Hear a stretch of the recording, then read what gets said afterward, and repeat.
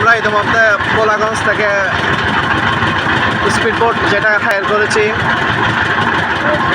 ওটার গন্তব্যস্থলে চলে আসছি। এখন আমরা নেমে যাব এবং ঝর্ণার উদ্দেশ্যে আবার হাঁটতে হবে। ঝর্ণার উদ্দেশ্যে হাঁটা শুরু করলাম। কেন আমাদের বিজিবির সদস্যদের দেখা যাচ্ছে, বর্ডার এরিয়া যেহেতু বিজিবি এবং অল্প কিছু দূরে বিএসএফদের দেখা যাবে। কেন ঘোরারও ব্যবস্থা রয়েছে। আমরা মেঘালয় রাজ্য থেকে আগত সেই ঝর্ণার উদ্দেশ্যে হাঁটা শুরু করেছি।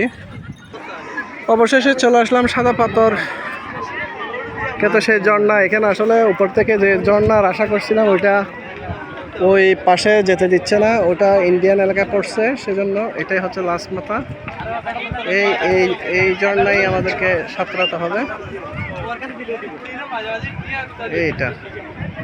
আর ওই পাশে ভারতের মেঘালয় রাজ্য, ওই যে ওনাদের গড়গুলো দেখা যাচ্ছে, ওইখান থেকেই ঝর্ণা সৃষ্টি হয়ে এটা বাংলাদেশের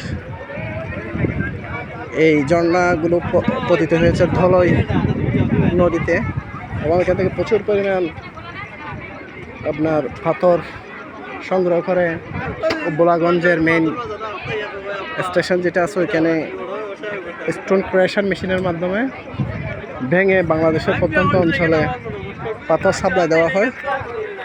খুবই সুন্দর জায়গা। এখন আমরা এখানে নামবো।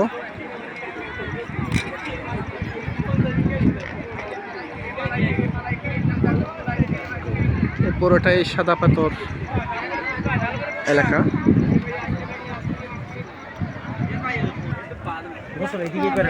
এখন পানিতে গোসল করতে নামবো। সবাইকে ধন্যবাদ।